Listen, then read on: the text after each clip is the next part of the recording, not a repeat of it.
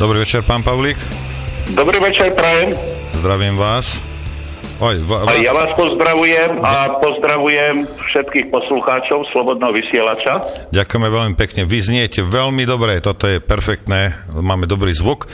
Pán Pavlík, trošku hlasnejšie, slabo je vás počuť. Mňa je počuť slabo. Áno. A teraz? Dobre, už trochu. No, budem kričať teda. A zase poslucháčom sa to nebude páčiť. Pán Pavlík, než vôbec začneme, ja musím povedať jednu vec. My sme tu včera mali taký ekonomický rozhovor skôr teda z druhej strany o tom, ako ľudia teda s ním môžu nájsť prácu a tak. A ja sa pýtam túto otázku každého, koho stretnem už asi 5-6 rokov na Slovensku. A včera som sa, to sú dve otázky, a včera som sa ich spýtal teda nahlas a verejne. A ja som zvedavý. Chcem ich položiť aj vám a či mi budete na to vedieť odpovedať, lebo zatiaľ mi nikto na to nedokázal odpovedať. Prvá otázka moja je, prečo je minimálna mzda na Slovensku udržovaná umelo tak nízko? Ano. A druhá otázka je, prečo sú odvody také vysoké a nezmyselné, ktoré vlastne nútia ľudí, aby podvádzali? Dobre, ďakujem za otázku, ale ak dovolíte, predtým, ak odpoviem, by som chcel spropagovať jednu akciu. Nech sa páči. Na ktorej budem vystupovať. Je to v Košicách 24. februára. Myslím, že stretnutie by malo byť pred vchodom na železničnú stanicu. A bude to protest proti neprispôsobivým rómskym asociálom, ale aj proti asociálom z vysokej politiky. Lebo ja mám taký dojem, že v prvom rade hlavná príčina sú tí politickí asociáli. A teraz, ako k vašej otázke, jak bola tá prvá otázka, že prečo? Prečo je minimálna mzda na Slovensku držaná umelo tak nízko? No, pozrite sa. Minimálna mzda je preto tak umele udržovaná, lebo my si musíme vyjasniť niektoré problémy, o ktorých sa mlčí. Sú niektorí ľudia, ktorí priznávajú, že napríklad nám každoročne cez štátny rozpočet, cez korupciu, daňové nedoplatky, daňové úniky, netransparentné verejné obstarávania uniká ročne 7 až 9 miliard korún. To dokážu niektorí priznať. Ale potom je tu ešte jeden závažný problém, o ktorom sa verejne mlčí, a tam sú veľmi veľké úniky. Poviem vám názorný príklad. Učiteľ, ktorý učí, si zaslúži svoju mzdu, lebo vzdelanie to je základ národa. Lekár a zdravotná sestra, ktorí liečia, si zaslúžia svoju mzdu, lebo popri vzdelaniu je zdravý človek zárukou tejto spoločnosti, teda vzdelaný a zdravý človek. A teraz vám dám názorný príklad. Na členoch ponovembrových vládach parlamentov, teda z latinského názvu Sentamus Nemakalis, rarita obecná, alebo bulač obecný. Predstavte si, že títo ľudia, keď si to zoberieme, treba, že skončí volebné obdobia istej koalície. Áno, oni podpisovali istý ústavný sľub, kde sa hovorí, že budú slúžiť národu, budú zveľaďovať túto republiku pre blaho občanov. Áno. No, ja bych v prvom rade ten sľub podľa reality by mal začínať takto. Sľubujem na svoju zločineckú, zlodejskú a parazitnú darmožráckú česť v zátvorke, však ja žiadnu nemám, že budem slúžiť sebe samému, svojej rodine, svojim stranickým súputníkom. A teraz si predstavte, že títo ľudia za škodia nám všetkým a berú nadmerné platy. Teraz tieto peniaze dávajú do obehu a používajú za ne produkty, ktoré sú ekonomicky podložené. Čiže ako môže tá naša ekonomika vyzerať? Pritom oni sú ešte v rôznych ďalších funkciách.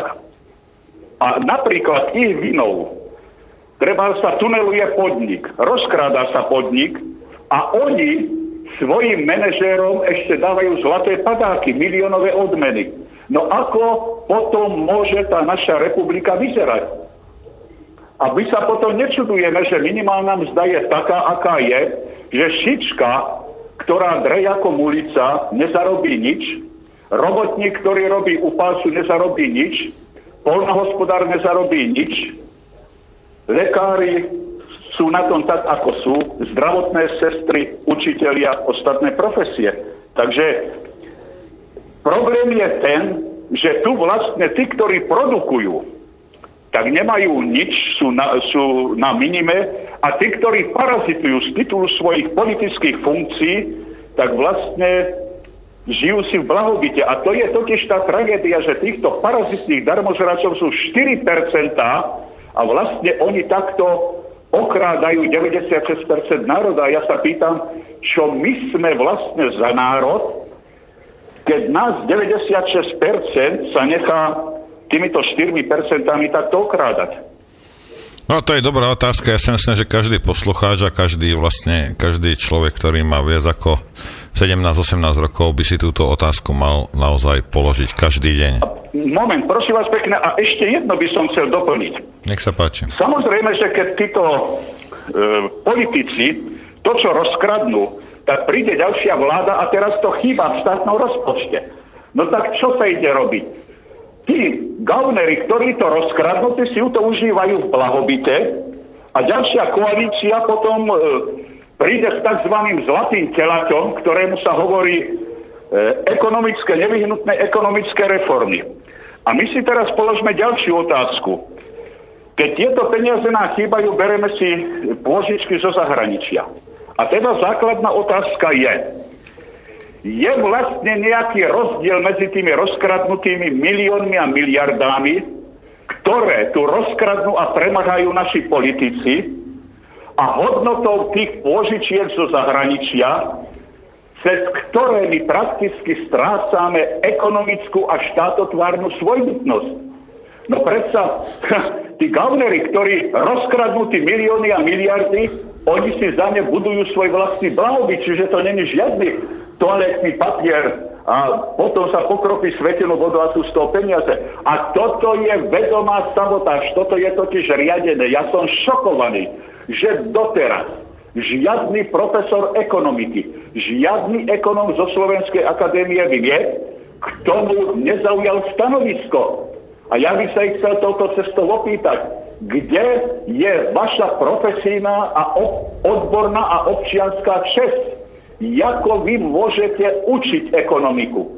Ja sa nečudujem, že oni potom dajú diplom, treba z takému Miklošovi, ktorého ja osobne považujem za najsprostejšieho ministra financií v histórii Európskej únie. Si zoberte napríklad, že keď oni prebrali krajinu po Mečiarovi, tak zbojníci, ktorí nakradli, začali podporovať pravicu a miesto toho, aby tým zobrali, cez tzv. Nevyhnutné ekonomické reformy ožebračovali národ. Veď to dokáže každý blb. Asi toľko. Dobre, a čo teda tá druhá časť? Prečo sú tie odvody tak nezmyselne vysoké, že nútia ľudí, aby podvádzali? Odvody musia byť zákonite preto vysoké, áno, lebo to, čo sa rozkradne, tak sa musí nejak dobiehať. Ako sa to dobieha? Vysoké odvody, zdražovanie. Prakticky táto vaša druhá otázka súvisí s tú prvú otázku. To jedno aj druhé na seba nadväzuje. A ja vám dám teraz taký názorný príklad, lebo ja som prakticky svojím spôsobom samouk. A ja keď napríklad rozmýšľam nad tým, že trebárs hitlerovský fašizmus a nacizmus zotročoval cudzie národy. Po novembrovi slovenskí politici zotročujú vlastný národ. To sú ale paradoxy. No taká je realita. No to je realita. Hitlerovský fašizmus a nacizmus podporoval demografický vývin, čiže podporoval rodinu. A čo naši politici? Tí prakticky páchajú genocídu na slovenskom národe, myslím, že je to paragraf 418 odstavec písmeno B, kde vedome a cieľovedome cez ekonomiku úmyselným nevytváraním podmienok bránia slovenským ženám, aby rodili deti. Takže a najväčší paradox je to, že práve takíto grázli idú hľadať fašistov medzi takými ľuďmi, ktorí majú treba nejaké národné cítenie, alebo dokážu im povedať pravdu. No, tak ale viete, praktika je taká, toto je globalistická praktika, že ak náhodou budete hovoriť pravdu, alebo nebudete s nimi súhlasiť, alebo nedaj Bože sa nebojíte, tak okamžite ste onálepkovaní, proste aby zbytok tých 96% vás nebralo absolútne v potaz. Pozrite sa. Paradox je ten, že viete, ja napríklad po technickej stránke, ja si to priznám, ja som diletant, som laik. Ja mám napríklad na počítače na internete, viete, len tie najzákladnejšie vedomosti. Ja som dokonca taký člen, že ani neviem, ani nerozumiem, ako sa SMS-ka podáva. Nemám na to hlavu. Lenže, predstavte si, keby ja chcel podľa seba, napríklad s tými znalosťami, čo mám, hodnotiť každého človeka. To je to isté, ako vy, keď by ste bol dobrý technik a chcel by ste, aby som bol aj ja na takej úrovni. Čiže my musíme tých ľudí začať učiť od spodu. A ďalšia vec, my sa musíme začať nielen združovať, ale aj politicky angažovať. A jedinci, ktorí vedia, ovládajú silu argumentu, tak musia učiť tých ostatných takisto argumentovať, lebo silný argument, neprestrelný argument, ten je nebezpečnejší pre politickú moc ako dávka z gulometu. Áno. Asi toľko. No, my tu máme, napríklad my robíme, teraz to nie je proti politickej moci, ale proti, vlastne učíme ľudí, ako sa brániť proti korporáciám. A máme tu vždy hostia, riaditeľa spotrebiteľského centra, ktorý ľuďom dáva ktorý dáva konkrétne odpovede a proste na otázky ľudí, ako sa majú brániť, aby korporácie s nimi nezametali. Takže a určite by bolo dobré mať aj nejaké politické argumenty, aj keď si myslím, že na Slovensku skoro každý vie, že ktorá bije, len ľudia sa boja a boja sa proste, alebo sa nechcú spojiť. Povedzte mi toto, tento náš národ, prečo ľudia nie sú schopní sa spojiť za dobrú vec? V prvom rade treba povedať jedno. Právo na život zaručuje každému právo na strach. Mne, vám, celej spoločnosti. Mentalita Slovákov je asi taká, aká bola tu daná stáročiami a pretrváva naďalej. A pokiaľ napríklad tí ľudia budú musieť prísť do takej situácie, ale ja to poviem úplne drsne, je to cynizmus ode mňa, ale tí ľudia budú musieť padnúť tak na dno, že už nebudú mať kam cúvnuť. Pozrite sa, vlastný štát spravil z našich ľudí najlacnejšiu pracovnú silu otrokov. Ja som bol šokovaný, keď som v živote by ma nebolo napadlo, ani pred novembrom 89, ani po novembre 89, že vlastne jaké bezcitné šelmy sa skrývajú v slovenskom národe. Prosím vás pekne, keď sú u nás takí politici, ktorý sociálnu samovraždu dá do kolónky ako súčasť nevyhnutných ekonomických reforiem, to je zmodernizovaný, stonásobne zmodernizovaný a zosofistikovaný fašizmus a bolševizmus. To sú zosofistikované zločiny proti ľudskosti. No áno. Druhá vec, zavedenie kolektívnej viny, to je horšie ako za fašizmu. Prosím vás pekne, tak politici rozkradnú a príde najsprostejší minister financií v rámci Európskej únie Ivan Mikloš a on zrazu tu zavede systém kolektívnej viny. To znamená, že za ekonomické zločiny týchto politikov trpí národ. A zločinci a zlodeji si užívajú z nakradnutého. A tí ľudia, viete, samozrejme, je situácia taká, že ten nedostatok práce núti tých ľudí, aby sa správali tak, ako správali, ale ja verím jednému, že až to príde už k tej hranici a tí ľudia už nebudú mať čo stratiť, tak to budú strašné odvety. Dobre, pán Pavlík, ale zase to vyzerá tak, že ani títo politici zase nie sú až takí sprostí, aj keď sú, a nie už sú, akí sú. A ja si myslím, že oni udržujú ten národ tak tesne 10 cm s nosom nad zemou. Viete? Nie. Oni politici vlastne, oni stratili pojem z realitu. To ja nesúhlasím s vama, že oni vedia. Nie. Oni už totálne stratili zmysel z realitu. Veď predsa, ako môžu vyprávať také argumenty, ako vyprávajú. Samozrejme, že majú médiá, ja neviem, televíziu, rozhlas, majú napríklad, veď ja to vidím, viete, na internete kopu tých platených dezinformátorov. No lenže, pán redaktor, ja vám to poviem na rovinu. Zákony prírody, zákony politiky a zákony ekonomiky nie takej sily, ktorá by toto dokázala udržať v jednej rovine. Dobre, až to prejde za tú pomyselnú hranicu, tak potom bude zle. Dobre, a máte v hlave nejaký odhad, že keby sme to nechali teda všetko tak, ako to je, že kedy tá pomyselná hranica bude prekročená? Viete čo, o tú pomyselnú hranicu sa napríklad postarajú samotní politici, lebo najväčšie svinstvo na našej politickej scéne je, ja keď vidím napríklad, končí jedna koalícia a za posledné 2 mesiace sa snaží napáchať čo najviac škôd, aby tá druhá vláda do toho bahna skočila. A pritom oni nemajú ani toľko ľudského citu, že pritom dobre vedia, že všetko si to odskáču občania tohoto štátu.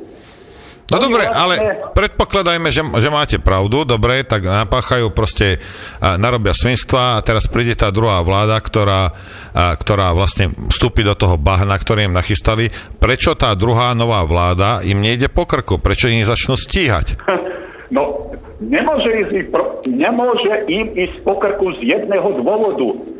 Lebo vysoká politika na Slovensku je najorganizovanejšou zločineckou a zlodeckou profesiou. A tam sú všetci ako jedna rodina. Oni naoko hrajú divadlo pred ľuďmi, viete, nadajú si, pohrozia si. Ale všimnite si, jak sa jedná o okradnutie občana, o rozkradnutie republiky, tak sú ako jedna rodina. Ako je pravda, že nikto nebol odsúdený za svoje zločiny, takže niečo na tom bude. Toto mi je strašne smiešné, keď tých ctihodných domov, no ono sa nečudujte. Tento štát riadia zločinci. Zločinecké mafie. Lenže, keď si zoberieme trochu do histórie, ako tieto zločinecké mafie vznikali, tie mafie vlastne splodili politici cez svoje zákony a dneska tieto mafie vlastne riadia tento štát. Väčšina politikov sú ich biele kone a politické strany sú ich eseročkami. Môžete to vysvetliť bližšie, prosím vás? Ako? Že či to môžete bližšie vysvetliť teda, že ako sú? No pozrite sa, keď si zoberieme napríklad takú Pentu. Bola založená niekedy ten výsadok do toho Ruska, lebo tam už sa počítalo s tým, čo tu bude. Tak boli taký hashtag alebo dospívati už boli v 87. roku pripravovaní na to. A teraz si zoberte, keď sem došli. Došli tu z holú riťu. Presne tak, ako tieto súkromné zdravotné poisťovne. Áno. A teraz ako získavali peniaze. No jednoducho politici spravili také zákony, kde dostávali desiatka, stovky miliónov, ale bez toho, aby pohli prstom. Veď pokiaľ napríklad by v takom Anglicku, alebo ja neviem, vo Švajčiarsku chcela fungovať nejaká súkromná zdravotná poisťovna, tak by tam musela prísť, musela by mať, dajme tomu, ja neviem, 100 miliónov eur, musela by najprv čo si postaviť, zabezpečiť a potom začať ordinovať. Lenže aký bol systém u nás? Banda nejakých darebákov si založila, dajme tomu súkromnú poisťovňu, nič neinvestovali a teraz došiel prvý mesiac, dostali odvody a teraz toto budeme na naše platy, toto bude na naše zariadenia, toto bude na našu životnú úroveň. Vlastne ešte nič nevykonali a už mali peniaze. No ale bolo v tej dobe, naozaj bola reálna možnosť, že hocikto si mohol založiť takú poisťovňu? Pozrite sa, to boli ľudia spriaznení cez politické strany. Takto vám poviem. Ja som myslím, neviem, či teraz v 28. časti to svedectvo Matianovej svokry. Ja som to napísal jednu vec, lebo ja som mal možnosť, viete, v 93. až 95. vidieť množstvo materiálov a množstvo analýz, keď som pracoval v necenzurovaných novinách v Prahe a v Brne a podielal som sa na rôznych aktivitách a ja som tedy isté veci považoval za fantasmagóriu. Ale vy ste neverili, že bola napríklad vypracovaná analýza už v 90. rokoch, kde už títo dravci finanční, tí už vedeli, že prví slovenskí politici, ktorí, viete, žili v panelákoch, mali nejaké biedne MBčka, chodili do Bulharska, po prípade do Juhoslávie, do Sovietskeho zväzu na rekreáciu, že pokiaľ sa dostanú k moci, takže vlastne oni stratia stratu súdnosti. A oni budú, teraz si zoberte, že dostal, ja neviem, nejaký politik alebo politická strana 50 miliónov, ale oni pripravili zákon, kde okradli vlastný štát, vlastných občanov o miliardu, ale tá miliarda išla bezpracne týmto dravcom zo zahraničia. A to sa robilo vedomá cieľa vedome. Prosím vás pekne, ako môže napríklad generálna prokuratúra povedať, že trestný čin sa nestal, lebo nebol preukázaný úmysel. To teda znamená, že za taký rok, 2, generálna prokuratúra povie, ja neviem, zdravotné sestry, ja neviem, lekári, učitelia, výrobní robotníci donútili silou a vyhrážkami 4% národa, aby tu rozkradli všetko. A oni ale nechceli to rozkradnúť. No prosím vás pekne. No čo to je za logika? Čo to je za logika? Tak on kradne, ale nemal úmysel to ukradnúť. Pán Pavlík, chcem sa vás... z bojnické vršky po celom Slovensku a teraz mi povedzte, kto z nich nemal úmysel? No, viete, ten úmysel je dosť ťažké dokazovať po legálnej stránke, ako jedna vec je, čo si myslíme, ale chcem sa vás pýtať jednu vec. Prečo tu nemá ani jeden politík, ani jeden úradník nemá absolútne žiadnu trestnú zodpovednosť za svoje činy? Ako je to možné? Tí ľudia môžu robiť, čo chcú, či už na schvál, alebo proste omylom. Vždycky to robia už. Ale nič sa im nestane. Počkajte chvíľku, máme hovor, ja zoberiem poslucháča. Mm-hmm. Dobrý večer, prajem. Dobrý večer, tu je Martina. Ahoj. Ahoj, mohla by som sa opýtať jednu otázku? Jasne, si véteri, hovor. Áno, ďakujem. Ja som počúvala, mne sa veľmi páči aj nielen to, ale aj ako to hovorí pán Pavlík. A presne tá otázka tej, ja tomu hovorím sociálny waterboarding. Áno, že vlastne je nám zle, ale ešte stále prežívame, ešte stále dúfame, že sa to snad zlepší. A ja už tak od včera rozmýšľam o tej téme, že vlastne čo urobiť pre tú zmenu, hej, alebo čo by sa dalo urobiť, lebo ako som aj hovorila, že vlastne musia to urobiť ľudia všetci spolu. A zaujímalo by ma, či by bolo cestou teoretické, respektíve fakt má názor pána Pavlíka na toto, bojkot volieb celoplošný. Že čo by sa stalo, alebo čo si myslíš, že by sa mohlo stať, ak by celý národ celoplošne úplne odbojkotoval celé voľby a nespadol by jediný lístok. Ja si, no podri sa, vždy tam jeden príde, lebo dojde Ficovi stará a hodí ten lístok a myslím si, že taký je zákon postavený, že to bude platiť. Pán Pavlík, ako to vidíte vy? Viete, že ja som nepočul slabotu paniu. Dobre. Ale odpoviem na tú vašu otázku, čo vy ste mi Dobre, položili. Martina, ja sa ho spýtam potom. Hej, díky zatiaľ. Dobre, v poriadku, díky. Ahoj. Odpoviem vám na tú otázku. Áno. Ako som už povedal, tento štát riadia zločinci. a zločinci si vytvárajú na svoj obraz políciu, prokuratúru, súdy. Čiže to je realita, to mi nikto nezaprie.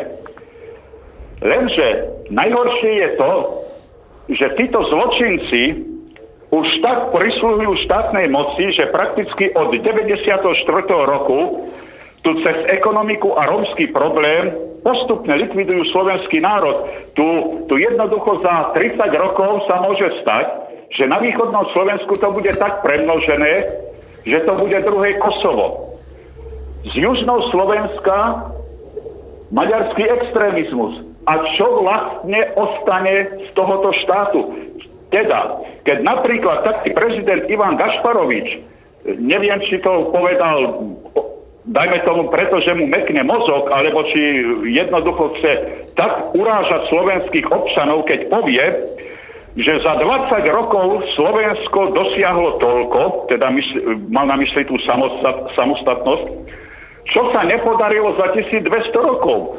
No prosím vás pekne, a ja musím na to odpovedať, to, čo sa za niekoľko storočí nepodarilo Tatárom, Turkom a Maďarom, tak to sa podarilo zločincom a zlodejom národnosti slovenskej za necelých 23 rokov. Prakticky my sme zvrchovaní a nemáme tu nič. Áno.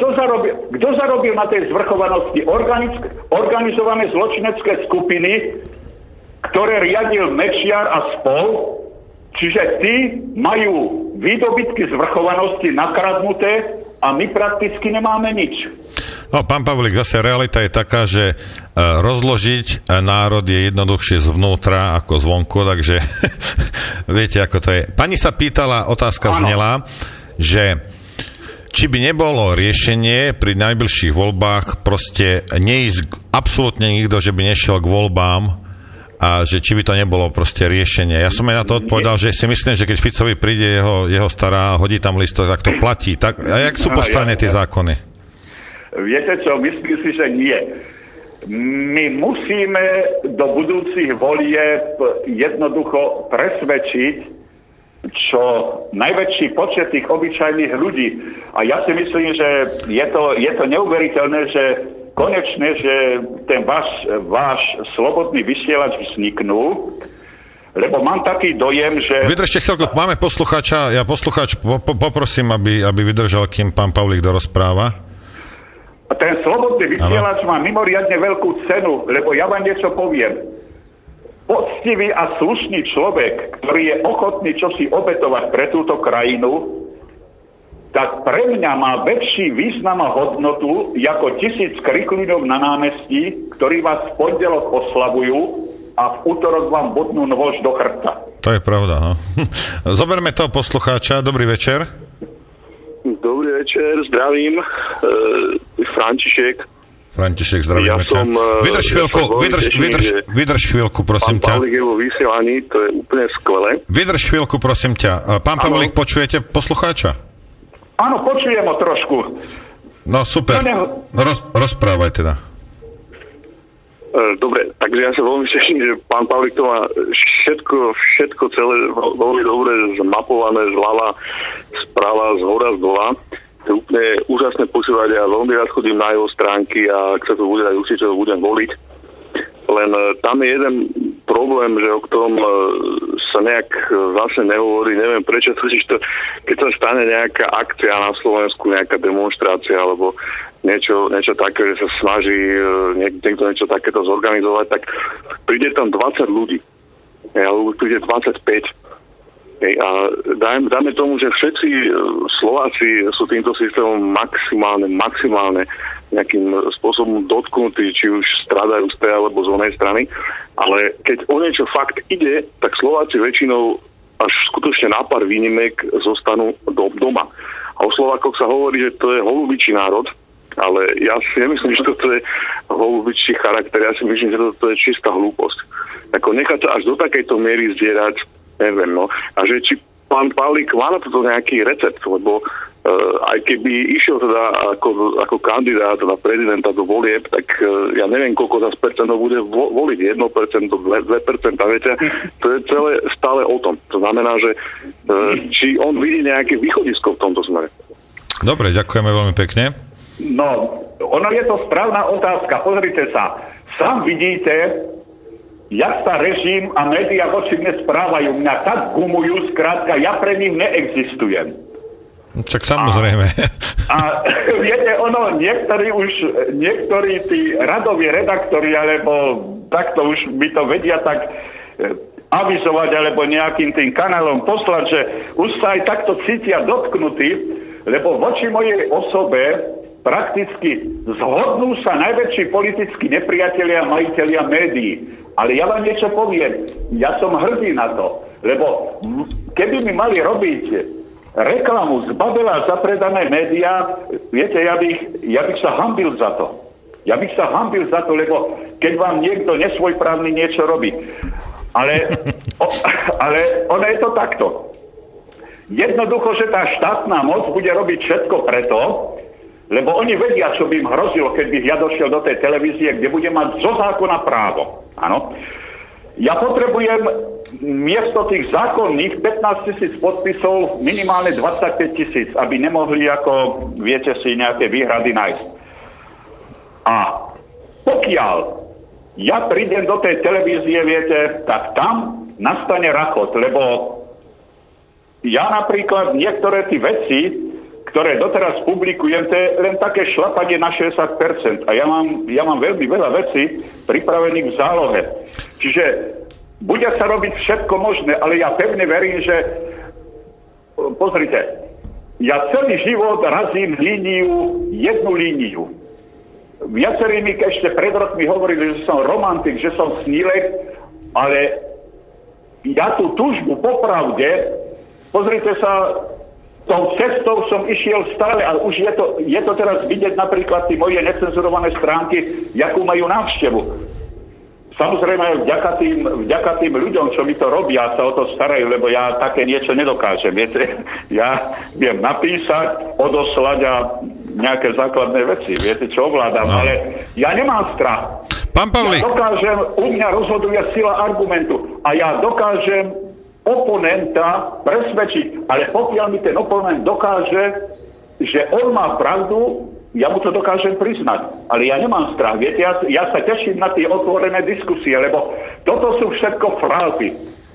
Pán Pavlík, musím vás upozorniť na jednu vec, že aj keď sa dostanete povedzme do slovenskej televízii, ktorá je údajne naša, lebo si ju platíme, tak vravím údajne, lebo nie je samozrejme. Tak ja vás chcem upozorniť, aby ste nedopadli tak, ako napríklad keď tam bol Peter Pčolinský, keď počas tých gorilých protestov, že ten moderátor ich proste odpal.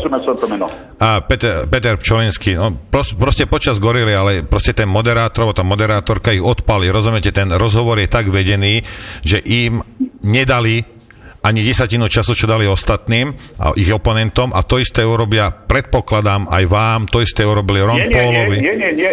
Jak je takáto prezidentská beseda, tak tam má každý rovnaký priestor. Je zaručený rovnaký priestor. Keď to vyjde na každého 15 minút, tak bude mať 15 minút a sa to odratúva. A čo sa týka pána Pčolinského, vás trošku šokujem. Pán Pčolinský mi, ja neviem, pred nejakými 6 alebo 7 mesiacmi poslal nejaký výpis, lebo ja som bol vedený, myslím, ako preverovaná osoba, nepriateľská osoba, jeden z tých zväzkov sa stratil. A on mi to poslal ako na Facebook, no ja som sa na to pozrel a som mu napísal, že predsa to je, čo to je, však to je ako preverovaná alebo zaujímavá osoba. To znamená, že som bol pre nich nepriateľ. A som mu dokonca napísal, že jeden z tých zväzkov, že sa stratil a takto sa skartoval. On mi napísal ako, že agent STB. A predstavte si, strašne mu vadilo, že ja som celý život robil v robotníckej profesii a ten zväzok tej preverovanej osoby, že mal ako značku betonár, čo mi tá štátna bezpečnosť dala, a on sa vysmieval. Viete, on to nemohol nejak pochopiť, viete, že nejaký robotník, že čo si môže vedieť, že sa snažím byť nejaký exhibicionista, že sa tlačím do popredia, alebo ako toto, no tak, viete, Pán Pšolinský, viete, to bol človek, ktorý splnil istú úlohu, nevyšlo to, no a skončil. Dobre, dáme si takto, než si dáme pesničku, lebo dáme si takú dlhšiu prestávku, aby sme všetci si mohli porobiť, čo potrebujeme, ale prečítam vám jeden e-mail, ktorý mi prišiel od poslucháča z Talianska. Píše: prajem pekný večer z Talianska, ďakujem za skvelú reláciu a za pozvanie hostia Vladimíra Pavlíka. Pán Pavlík, prajem veľa síl a úspechov vo vašej práci a ďakujem za všetko, čo ste pre Slovensko urobili a robíte. S pozdravom, Lukáš Kopáč. Áno, srdečne ďakujem pánovi Kopáčovi. Poznáme sa zatiaľ len cez internet. Dúfam, že niekedy na jar, alebo keď bude, že sa aj stretneme osobne. Veľmi dobrý človek a snaží sa takisto, čo si viete, ako pre mňa urobiť. Áno, a napísal ešte jeden poslucháč, píše: dobrý večer, pán Pavlík, je super človek. Odkazujem mu, že keď bude kandidovať, tak má na mojej dodávke reklamu zadarmo. Viete čo, ja vám takto poviem, pokiaľ ste čítali ohľadom tej prezidentskej kampane, ja som sa rozhodol, že ja nepotrebujem žiadno sponzora. Ono možná, viete, nejakí z tej vysokej politiky sa tomu zasmejú, ale ja si odkladám z dôchodku každý mesiac 30 eur. Nebude stačiť 500 eur, abych mal tomu šoférovi čo si dať, alebo na ten vlak. Ja nepotrebujem, rozumiete ma, billboardy, na čo? Alebo nejaké pútače. Na čo? Človek, ktorý ma nepozná, ja preho nič neznamenám. Ale človek, ktorý ma bude počuť, tak musí pochopiť, kto som a čo som. Áno. Dobre, zahráme si 2 pesničky a ja vám zavolám za 7 minút. Dobre, v poriadku. Dobre, zatiaľ sa majte, Dovi. Naživo z centra slovenského odboja. Vysielame pre všetkých Slovákov na celom svete. Toto je informačná vojna slobodného vysielača.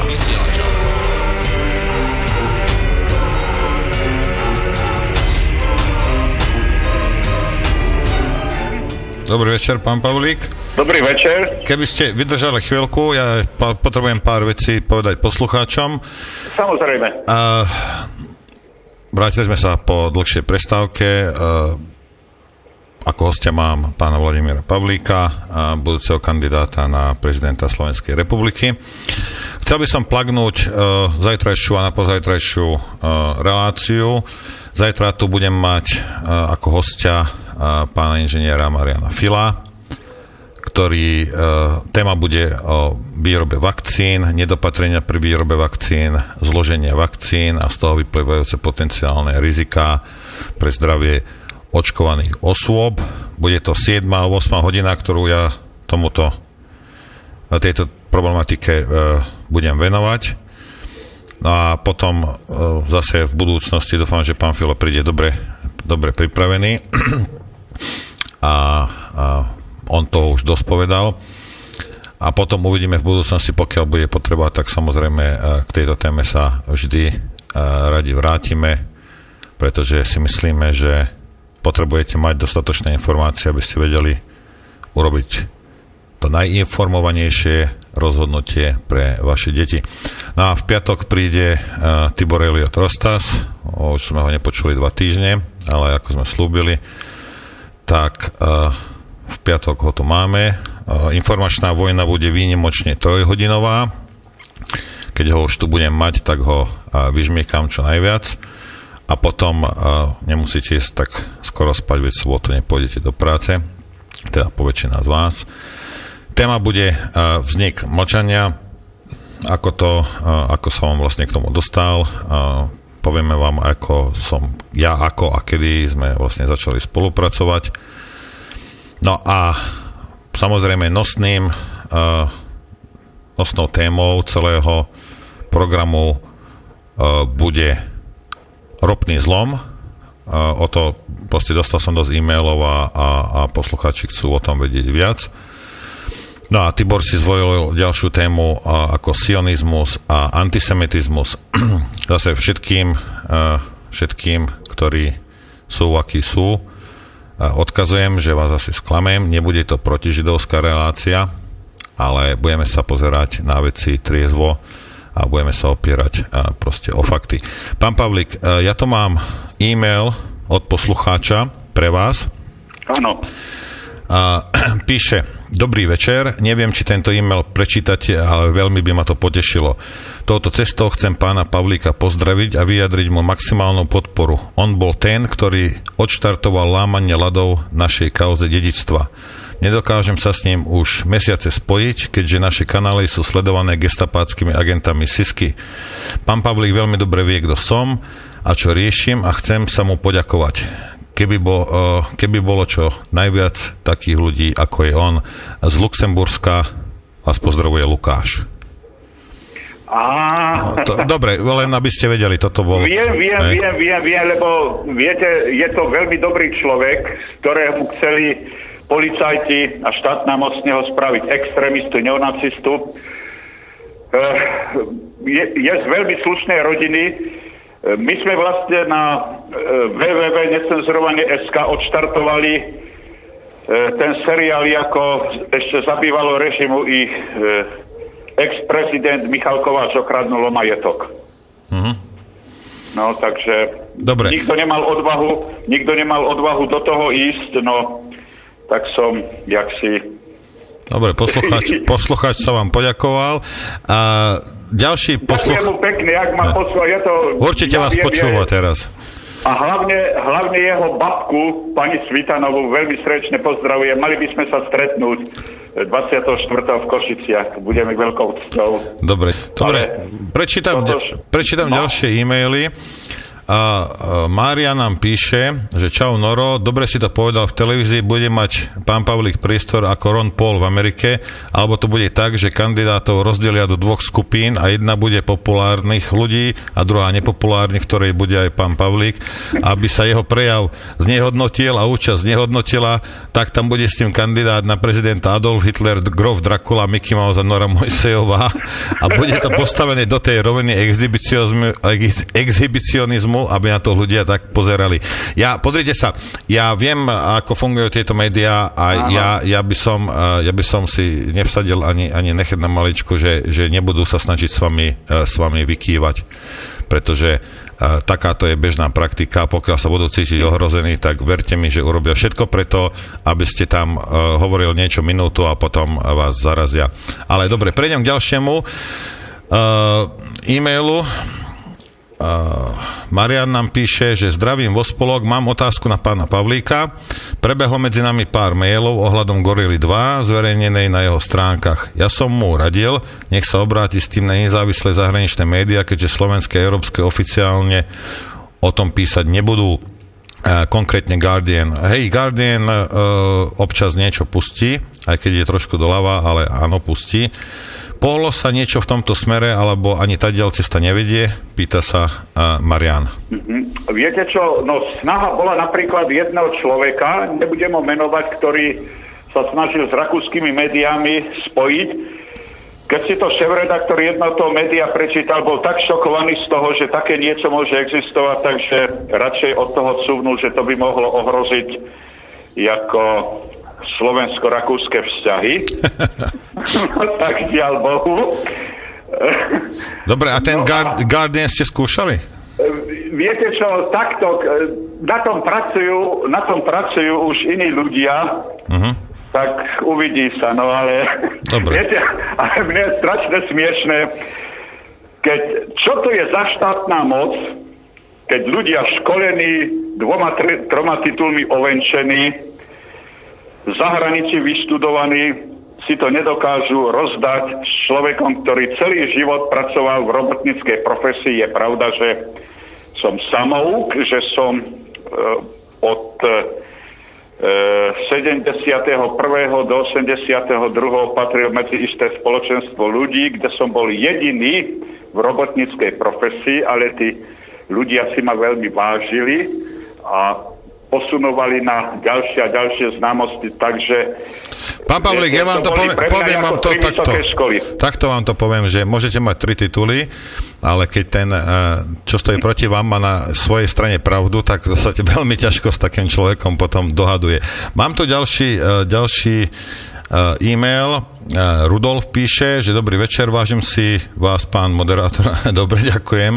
Vážim si rádio, vážim si pána Pavlíka, vážim si všetkých, čo chcú spraviť niečo dobré pre Slovensko.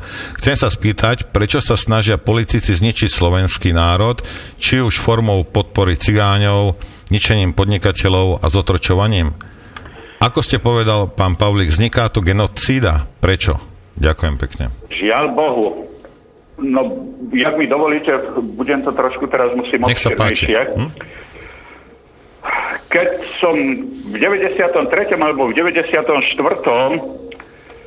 videl analytický dokument v angličtine a preložený, mimo vedľa bolo ako preložený do češtiny, ktorý mal názov Postupná likvidácia slovenského národa cez ekonomiku a rómsky problém s výhľadom, aby za približne 80 rokov bol slovenský národ v menšine vo vlastnom štáte, tak viete, ja som to považoval ako fantasmagóriu.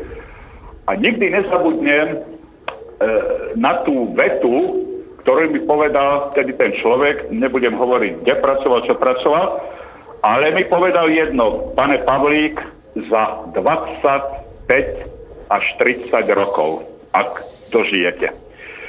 Áno, je to pravda, tu prebieha genocída cez ekonomiku, tu štátna moc pod zahraničným dohľadom vedome a cieľavedome bráni slovenským ženám k rodeniu detí, lebo likvidovať ženskosť znamená likvidovať rodinu a konečný dôsledok je likvidácia národa. A cez ekonomiku uštvať ženu tak, aby nemala čas na vlastné deti, žiaľ, to je realita. Toto bude jeden z mojich veľmi vážnych bodov v rámci prezidentskej kampane. A ja sa budem snažiť medzi slovenskými ženami vytvoriť isté úderné skupiny, kde spoločne a otvorene sa bude musieť na túto tému hovoriť a bude sa musieť klásť aj otázka, prečo nevinní občania trpia za ekonomické zločiny politikov. A čo sa týka toho rómskeho problému, to je veľká hrozba. Všimnite si, ja kladem otázku vedeniu slovenskej polície a prokuratúry. My dobre vieme, čo znamená rómska úžera. Ako je to možné, že doteraz neobvinili ani jedného a neusvedčili ani jedného úžerníka? Lebo tí úžerníci, rozumiete ma, oni vyhovujú tým ľuďom, ktorí likvidujú tento národ, lebo keď ten úžerník ich okradne o peniaze, tak núti tých Rómov k trestnej činnosti. A ďalšia vec, ktorá je ten neuveriteľný cynizmus, my všetci dobre vieme, že tam je rodinná súlož. A teraz si predstavte, keď brat nabúcha sestru, alebo otec nabúcha dceru, alebo syn nabúcha matku, to je retardované decko, tých detí je X. A teraz si zoberte, štát musí vynakladať na tie deti financie. A ja som zachytil varovanie zo Svetovej banky, ktoré, a mne už to hovorí jedno, že tá genocída a likvidácia toho národa, že dokonca už prekračuje isté hranice, keďže Svetová banka nám vyslala signál, že raz to bude rómska populácia, ktorá bude robiť na dôchodky majority. A keď vyslali tento signál, to znamená, dali signál politikom, že majú pritvrdiť ešte podmienky, aby tých Rómov sa množilo čo najviac, aby tých neprispôsobivých bolo čo najviac, no a slovenská majorita by postupne vymierala. Pán Pavlík, chcem sa vás spýtať, vrátim sa k tej štúdii, ktorú ste videli, spomínali ste, že bola v angličtine. Áno. Viete, či bola vypracovaná v zahraničí zahraničnými ľuďmi, alebo bola vypracovaná... vypracovaná, lebo ja som myslím v 28. časti z nej, ako čo si ešte pamätám, kde bola kompletná mentalita slovenského národa a dokonca aj to, jak sú kresťansky založení, a to už bolo vidieť, že tam skrátka, že budú sa musieť postaviť isté hrádze, aby sa to nejak narušilo. A si zoberte, Ja som napríklad dlhé roky pôsobil v jednej medzinárodnej skupine, ktorá sa zaoberala vraždením a mučením našich kňazov, znasilňovanie reholných sestričiek v rámci východnej Európy. S Paterom Liznom som bol spoluautor na Českej televízii ohľadom zavraždenia Přemysla Coufala. A stihodný Don Dobroslav Trnka túto kauzu dal na 50 rokov za kartel, za zámok. Skrátka, nesmie sa o tom ako hovoriť. A predstavte si, že KDH ako politická strana miesto toho, aby bola žiadala, aby tieto zločiny boli vyšetrené a potrestané, oni robili vlastne protikresťanskú politiku a dneska si človek z hrozu uvedomuje, že tu je väčšina národa negatívne naladená voči cirkvi. Hoci ja vám to poviem úplne otvorene, že žiaľ Bohu sú aj takí kňazi, ktorí nemajú rešpekt pred Bohom. Viete, lebo kto má raz rešpekt pred Bohom, tak nemôže robiť zlo. A toto je tá tragédia, to sa im podarilo. No, ja som to raz spomenul asi pred 2 týždňami, že ja, keby som osobne chcel rozložiť cirkev, tak by som ju infiltroval a nasadil by som si tam dovnútra vlastných ľudí, ktorí by ju rozložili zvnútra. Máme hovor od poslucháča, vydržte chvíľku. Dobrý večer. Zdravím. Môžem rozprávať, alebo mohol by som niečo povedať v danej téme, čo pán Pavlík rozpráva. Mišo Marian pri telefóne. No, takto môžete. Podri sa. Keď voláš sem, tak vieš, že môžeš. Hovor, si véteri. Dobre, ja by som chcel jednoducho odkázať divákom, že v prvom rade to, či sa niečo na Slovensku zmení, je v našich rukách, v rukách občanov, že pokiaľ sa ľudia budeme stavať ako ovce a budeme apatickí alebo ľahostajní, tak jednoducho nič sa tu nikdy nezmení. Ja ako pána Pavlíka podporujem, vynikajúco rozpráva, skutočne som z toho nadšený, ako rozpráva, ale určite, takže tento môj odkaz, alebo to, čo rozprávam, nie je smerované ani tak pánovi Pavlíkovi, ale skôr divákom, že jednoducho my musíme maximálne využívať internet, pokiaľ ešte slobodný, a vlastne maximálne rozvinúť kampaň osvetovú, kde Slovákov nejakou formou sa pokúsime zobudiť, lebo ináč to nemá význam. Nič, čo tu ako fungujeme. Dobre, ďakujeme veľmi pekne. Pán Pavlík, počuli ste? Áno, viete, áno, díky pánu Mišunovi, lebo on by ma, je to dobrý šofér, kedysi ma do Banskej Bystrice viezol, bola zasnežená cesta, ale on je veľmi opatrný, veľmi skúsený a povezem aj do Košic, pôjdem s nimi ako. Ale musím súhlasiť s jedným, čo ste hovorili o tej cirkvi, že o tom rozklade. Áno, je také porekadlo, že nie je väčší nepriateľ ako nepriateľ vo vlastných hradoch. Presne tak. Tak. Takže takto my tu máme, a dneska sme tu mali pána Očenáša.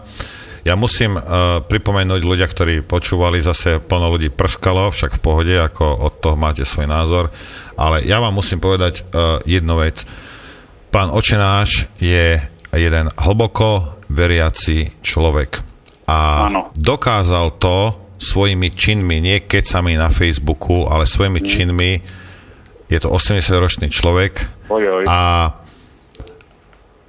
to, že kritizuje cirkev alebo ľudí v cirkvi, je len z toho dôvodu, že on ako veriaci je zhrozený, čo sa v tej cirkvi deje. To je celé.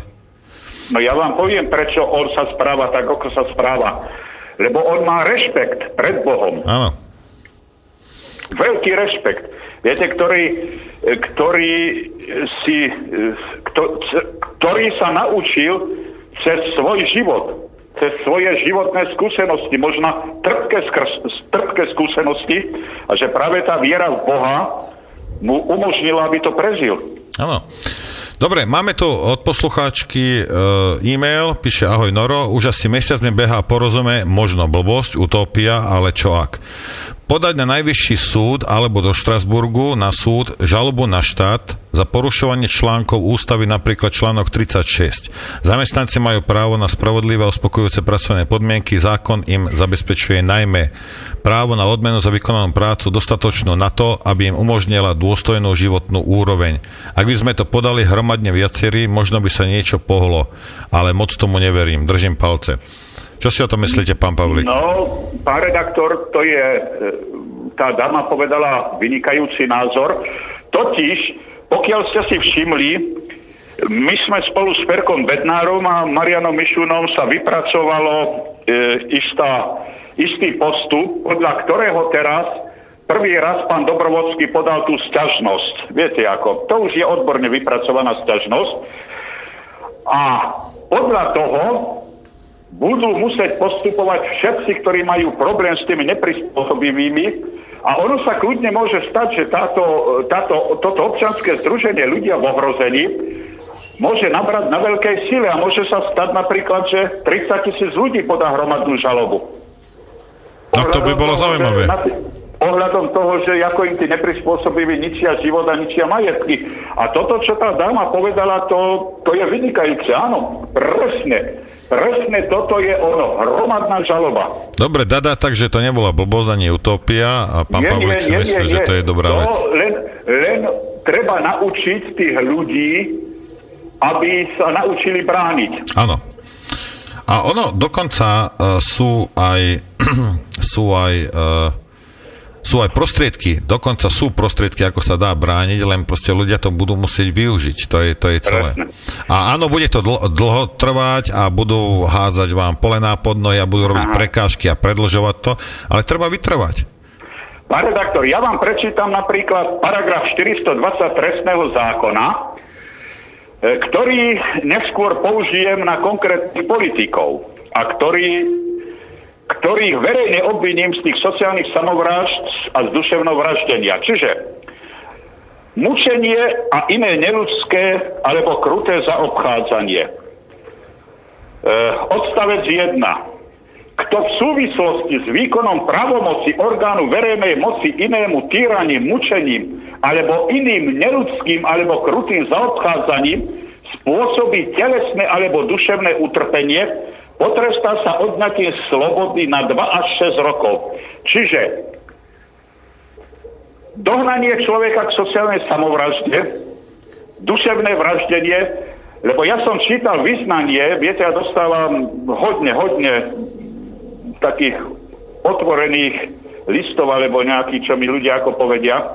A ja vám môžem jedno povedať, že medzi najväčšie otrasy bolo, keď počul som vyznanie 2 ľudí, ktorí zo zúfalstva chceli spáchať tú sociálnu samovraždu, mali od Boha to šťastie, že nejak dostali tú pomoc, ale chcem povedať, ten človek, pokiaľ sa po 3 rokoch toho duševného týrania rozhodne, že si sadne na tie koľajnice a že keď ho ten vlak prejde, že už bude koniec jeho utrpeniu. To sú tak odporné zločiny, ktoré títo gavnery robia cez zahraničie, že to si nedovolili ani hitlerovskí fašisti a nacisti, lebo tí starého a bezbranného človeka, keď ho dopratali do koncentráku, tak behom toho dňa ho šupli do plynovej komory. Ale to, čo robia tieto šelmy s ľuďmi, presne toto je na to jak vyšité. Ja len z hrôzu pozerám, ako tu sa fašizmus hitlerovský, stalinský neobolševizmus, jak sa to tu poúčtuje. Predstavte si, že vy chytíte na čierno jednu rybu a oni vás za tú jednu rybu odsúdia, čiže tá jedna ryba má väčšiu hodnotu pre tento zločinecký štát ako ľudský život človeka, ktorého títo zločinci cez ekonomiku doženú k sociálnej samovražde. Áno, ale teraz ste niečo trafili po hlave a ja to poslucháčom vysvetlím. Či už Lenin, Hitler, Mao Tse-tung a Stalin, všetci boli financovaní tou istou skupinou ľudí.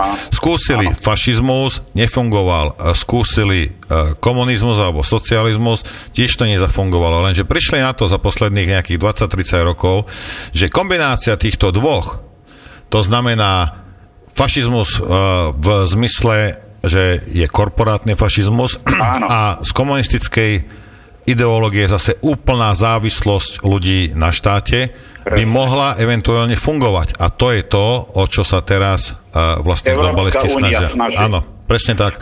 Máme tu ďalší e-mail. Marek píše: Pán Pavlík, prípadne Norbert, povedzte, ako vás majú ľudia podporiť, čo mám robiť, aby som vám pomohol, ako urobiť to, aby vás vnímali masy. Ďakujem. No za nás.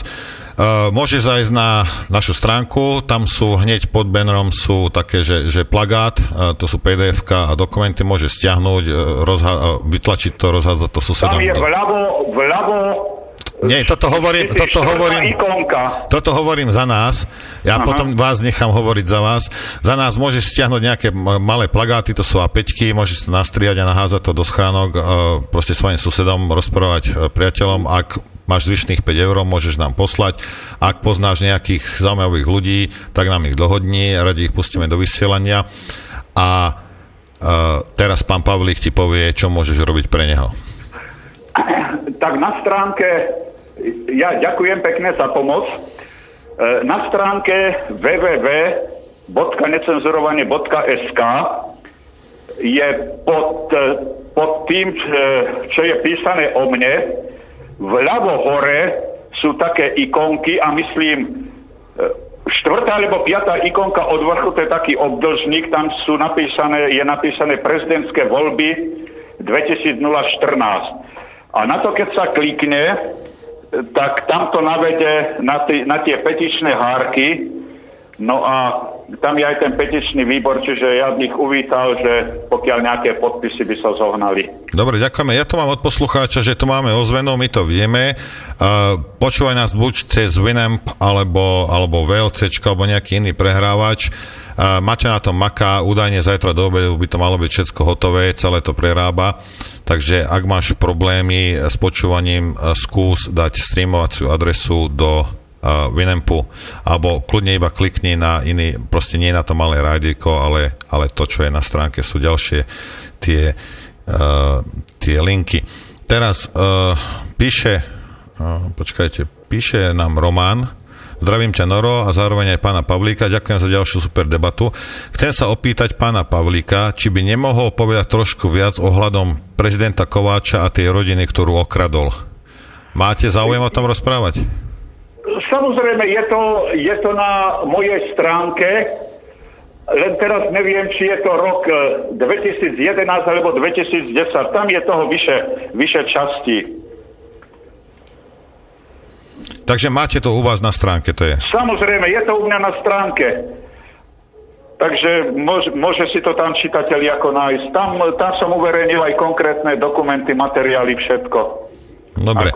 Píše nám Peter, že iba sa tak zamýšľam, nie sú práve benevolencia a ústupky rómskym obyvateľom spôsobené aj strachom z prípadnej zbory práve tejto menšiny zo strany politikov? Už sme podobnú situáciu na Slovensku zažili, keď časť tejto menšiny zastavila až armáda. Myslím, že Rómovia ako prostriedok k zmene môže byť veľmi silný. Väčšina z nich na druhý deň nejde do práce, takisto sa nebojí o miesto, ako napríklad lekári, sestry, učiteľky a podobne. No to je zaujímavý postreh, ale ja vám to poviem zo svojej skúsenosti. Keď som robil v Prahe na metrostave, tak tam robilo dosť Rómov a ja som napríklad poznal otca a 4 synov a otca a 3 synov, ktorí tam ako robili. V robote si dokázali pospevovať a boli hrdí na to, že nikto nebol v kriminále. A teraz tá atmosféra voči tým neprispôsobivým Rómom, totiž štát nás zavádza, lebo oni potrebujú, rozumiete ma, aby my vlastne v tých neprispôsobivých Rómoch sme videli skutočných nepriateľov, pritom my si nedokážeme uvedomiť, že Je to štát, ktorý vedome z nich robí neprispôsobivých. Pozrite sa. Ten Róm, aj keď je neprispôsobivý, nemusí vedieť čítať, písať, alebo má, 5-6 tried ľudových, ale on sa prispôsobí tým podmienkám toho štátu, ktorému ten štát dáva, na úkor majority. A tým pádom, čím je väčšie nebezpečenstvo alebo agresivita tých Rómov, tým viac je tých parazitných darebákov, ktorí žijú z rómskej problematiky. Ja mám jeden zásadný názor. Žiadna politika, žiadni splnomocnenci, reholné sestričky a komunita reholných sestričiek a tam, aby išli peniaze, lebo im tá viera v Boha nedovolí, aby okradli čo len 1 cent. Poviem vám jeden príklad z Košic z roku 2010, tam sme mali meeting predvolebný.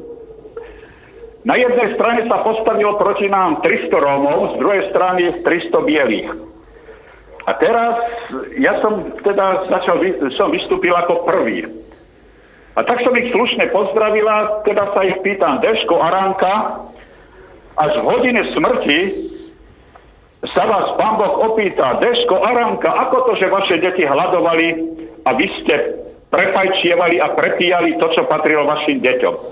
A ja som videl, jak tých Rómov vyšponovalo, lebo ja trošku tú mentalitu rómsku poznám.